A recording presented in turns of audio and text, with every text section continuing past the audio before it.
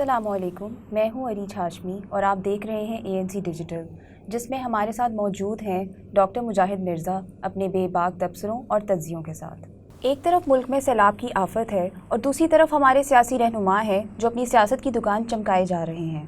جہاں وزیر اعظم پاکستان اتنے مجبور نظر آتے ہیں، وہاں خان صاحب جلسوں پہ جلسے کیے جا رہے ہیں۔ اسی پر تفصیل سے بات کریں گے ڈاکٹر صاحب سے۔ ڈاکٹر صاحب، حکومت اتنی بے بس کیوں ہے؟ وزیر اعظم شہباز شریف نے بیان دیا ہے کہ ہم اپنے فیصلوں میں آزاد نہیں ہیں، اگر ہمیں چھینک بھی مارنی ہو تو IMF سے اجازت لینی پڑتی ہے۔ حکومتیں بے بس کیوں ہوتی ہیں؟ کوئی بھی شخص بے بس کیوں ہوتا ہے؟ ظاہر ہے جب اس کے پاس وسائل نہیں ہوں گے تو بے بس ہوگا۔ چونکہ ہم ایوب خان کے عہد سے IMF اور ورلڈ بینک سے قرضے لیتے چلے آئے ہیں تو بے بسی تو اپنی جگہ ہوگی۔ اور گزشتہ عرصے میں جن میں پہلی حکومت بھی تھی اور اس سے پہلے بھی حکومت تھی، بے تحاشا خرچ ہوا ہے۔ لیکن یہ جو بیان ہوتا ہے نا کہ ہم بے بس ہیں، ہمیں اگر چھینکنا بھی ہو تو ہمیں IMF سے اجازت لینی پڑتی ہے، ایسی بات نہیں ہوتی۔ صورتحال یہ ہے کہ آپ بے بس نہیں ہوتے، آپ نے اپنے آپ کو بے بس کیا ہوتا ہے۔ آپ جتنے بے بس ہیں وہ تو سبھی پہ عیاں ہے، لیکن آپ اپنی پالیسیز کو بہتر کریں، آپ اپنے ایکسپورٹ کو بڑھائیں، آپ اپنی امپورٹ کو کم کریں۔ مسئلہ یہ ہے کہ آپ کچھ عرصے کے لیے پابندی لگاتے ہیں کہ لگژری آئٹمس نہیں لانی، تھوڑے سے کے بعد کہتے ہیں لگژری آئٹم لا رہے ہیں، تو اس طرح تو چیزیں گڑبڑ ہوتی ہیں نا۔ تو بے بسی نہیں ہے، اصل میں بے بسی کا اعلان زیادہ ہے، اور یہ آپ کے حق میں نہیں جا رہا وزیر اعظم شہباز شریف صاحب، یہ آپ کے حکومت کے حق میں قطعی نہیں جا رہا۔ یہ اس پہ ہمارے عمران خان صاحب کھیل سکتے ہیں، وہ کہہ سکتے ہیں کہ آپ تو ہیں ہی بے بس، تو آپ کیا کر پائیں گے، سب کچھ تو میں نے کیا تھا اور سب کچھ میں ہی کروں گا۔ تو یہ صورتحال اس طرح کی ہے کہ کچھ کہا جا رہا ہے۔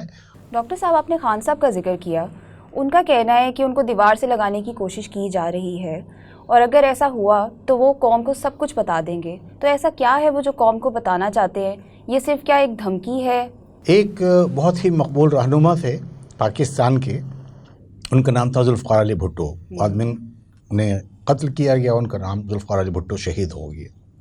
جب وہ وزیر خارجہ ہوا کرتے تھے تو جب وہ حکومت سے نکلے تو انہوں نے کہا کہ شملہ معاہدہ ہوا تھا کہ میں شملہ معاہدے کے بارے میں سارے حقائق بتا دوں گا۔ وہ دنیا سے چلے گئے، آج تک کوئی حقیقت سامنے نہیں آئی، چونکہ حقیقت تھی ہی نہیں۔ مسئلہ یہ ہے کہ میں نے ذوالفقار علی بھٹو صاحب کا نام کیوں لیا، یہ ایک طریقہ ہے حکمرانوں کا، اور عمران خان صاحب کوئی نئے نہیں ہیں۔ اس سے پہلے افریقہ، لاطینی امریکہ اور ایشیا کے کئی ممالک میں پاپولزم کا دورہ رہا ہے۔ پاپولزم کیا ہوتا ہے؟ پاپولزم میں آپ لوگوں کے جو جلتے ہوئے مسائل ہوتے ہیں ان کو اٹھاتے ہیں اور ان کو ایسے اظہار کرتے ہیں کہ جیسے آپ انہیں چٹکے بجاتے ہی یا ایک سال میں آپ انہیں سب کو حل کر دیں گے، کہ وہ 200 ارب ڈالر لائیں گے اور منہ پہ مار دیں گے۔ ایسا نہیں ہوا کرتا، لیکن چونکہ یوتھ ہمیشہ جذباتی ہوتی ہے، اور اب صورتحال پاکستان میں یہ بھی ہے کہ لوگ ایک مخصوص قسم کی طرز سیاست سے اکتائے ہوئے ہیں، کیونکہ ان کا خیال ہے کہ ہمارے ہاں جو ہے نا وہ فیملی پالیٹکس ہوتی ہے، خاندانوں کی حکومتیں ہیں، جبکہ ہوتا ہی ہے کہ یہ سرمایہ دارانہ نظام حکومت ہے۔ سرمایہ داری میں ہمیشہ امیر لوگ ہی اسمبلیوں میں آتے ہیں، اور اگر کہیں برطانیہ میں یا امریکہ میں 4-5 مڈل کلاس کے لوگ آتے بھی ہیں تو وہ صرف دکھاوے کے لیے ہوتے ہیں۔ تو نہ ان کو دیوار سے لگایا جا رہا ہے اور یہ نہ کوئی چیز بتائیں گے، یہ اپنی پولیٹیکل گیمکس چلا رہے ہیں اور یہ اس سے انہیں فائدہ پہنچ رہا ہے۔ ایسی کوئی بات نہیں ہو سکتی کہ کون سی وہ بات بتا سکتے ہیں؟ کیا یہی کہ ان کے خلاف سازش ہوئی ہے، بتا دی تو بہت سے بلیو کر چکے، بہت سے اس کو رد کر چکے۔ یہی کہ جو نیوٹرل انہوں نے ایک اصطلاح جاری کر دی، اس کے اندر بھی دھڑے بندی ہے۔ تو یہ تو ایک طرح کا بالکل پولیٹیکل ایکٹیویٹی ہے، پولیٹیکل سٹیٹمنٹ ہے، اور ایسی کوئی بات کبھی نہیں جو وہ بتا سکتے ہوں۔ ڈاکٹر صاحب، سابق وزیر خزانہ شوکت ترین کی ایک ٹیلی فونک کال منظر عام پر آئی ہے۔ ایسی کالز کون ٹیپ کرتا ہے اور ایسے خاص وقت پہ ہی یہ کیوں منظر عام پر آتی ہیں؟ دیکھیں جی، اس کے بارے میں تو کچھ نہیں کہہ سکتا کہ کون ٹیپ کرتا ہے، لیکن اندازے لگائے جا سکتے ہیں کہ ایسی گیجٹری کس کے پاس ہو سکتی ہے. گیجٹری پی ٹی اے کے پاس ہو سکتی ہے, وہ کر سکتے ہیں. گیجٹری ایجنسیز کے پاس ہو سکتی ہے, وہ کر سکتے ہیں. پی ٹی اے یا ایجنسیز میں لوگوں کے تعلقات ہو سکتے ہیں, وہ اس کو ریلیز کر سکتے ہیں. لوگ اس کو نقصان کے لیے بھی ریلیز کر سکتے ہیں, اپنے فائدے کے لیے بھی ریلیز کر سکتے ہیں. جیسے کہ میں پہلے بتا چکا پچھلے سوال کے جواب میں کہ پاپولزم میں آپ نے اقتدار حاصل کرنا ہوتا ہے. اس کے لیے شرم, حیا, غیرت اور یہ سارے جذبات ان کی کوئی اہمیت نہیں ہوتی. آپ یہ بھی کہہ دیتے ہیں کہ میرے ساتھ پولیس نے جنسی زیادتی کی ہے تو آپ اس سے شرمندہ نہیں ہوتے.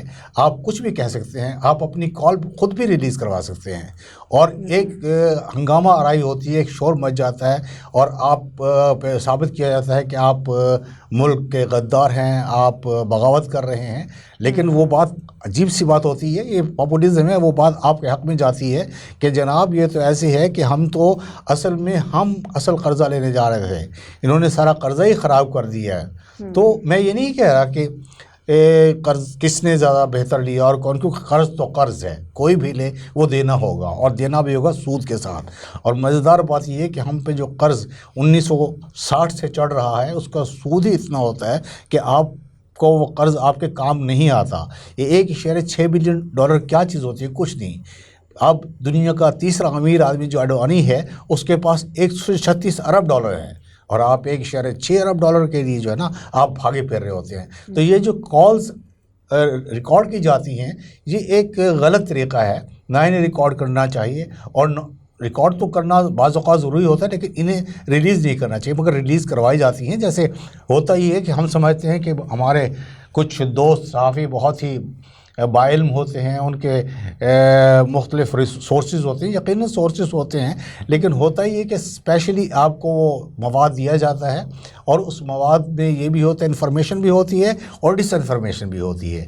تو یہ کیوں کیا جاتا ہے, یہ ایک ایل پریکٹس ہے. اچھا ڈاکٹر صاحب, آپ کا تعلق روس سے ہے, روس میں تعلیمی نظام کے بارے میں ہمیں کچھ بتائیے. دیکھیے, روس میں جو تعلیمی نظام ہے شروع ہم کرتے ہیں سکول سے.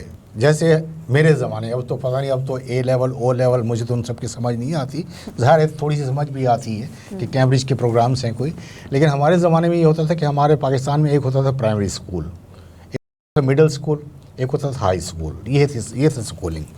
تو روس میں اچھا ہمارے ہاں رواج ہو گیا, شروع میں ہم 5 سال کی عمر میں بھیجا کرتے تھے, پھر اب تو یہ رواج ہو گیا کہ 3-4 سال کی عمر کے بچوں کو بھیجا جاتا ہے. لیکن روس میں 7 سال کی عمر سے کم بچے کو اسکول میں لیا ہی نہیں جاتا.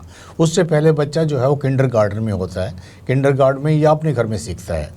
تو 7 سال کی عمر میں اسکول میں جاتے ہیں, اور پہلا ان کا بیسک جو ہے, جو وہ پرائمری نہیں کہتے اسے, وہ 4تھی جماعت میں ختم ہو جاتا ہے, اور اس کا دوسرا حصہ جو ہے وہ 8ویں جماعت میں ختم ہو جاتا ہے, اور تیسرا حصہ وہاں پہ جو سکول ہے وہ 11ویں تک ہوتا ہے. اور 11ویں جماعت ختم ہونے کے بعد سیدھا یا وہ پروفیشنل انسٹیٹیوٹس جیسے انجینئرنگ, میڈیکل, اس میں چلے جاتے ہیں, یا ڈائریکٹ یونیورسٹیز میں چلے جاتے ہیں. تعلیمی نظام وہاں بہت اچھا ہے, اور وہاں پہ بچوں کو ناشتہ بھی دیا جاتا ہے, اور دوپہر کا کھانا بھی دیا جاتا ہے. ان کو ایکسکرشنز بھی کروائی جاتی ہیں, ان کے والدین کے ساتھ میٹنگز بھی ہوتی ہیں, ان کے مختلف پروگرامز بھی ہوتے ہیں, ان کو بچوں کی ہر طرح سے تربیت کی جاتی ہے. اور ہمارے سے تو خیر وہ بہت اچھا نظام ہے, اور یورپ کی نسبت بھی جو ہے ہم یہ نہیں کہہ سکتے برا ہے. ہاں البتہ ممکن ہے فن لینڈ اور اسکینڈینیویا سے وہ کمتر ہو, لیکن بہت ہی اچھا سسٹم ہے. بہت شکریہ ڈاکٹر صاحب, پروگرام کا وقت ختم ہو گیا ہے. ناظرین, آپ ہمیں اپنا فیڈ بیک کامنٹ سیکشن میں دے سکتے ہیں. اب ہمیں اجازت دیجیے, اللہ حافظ.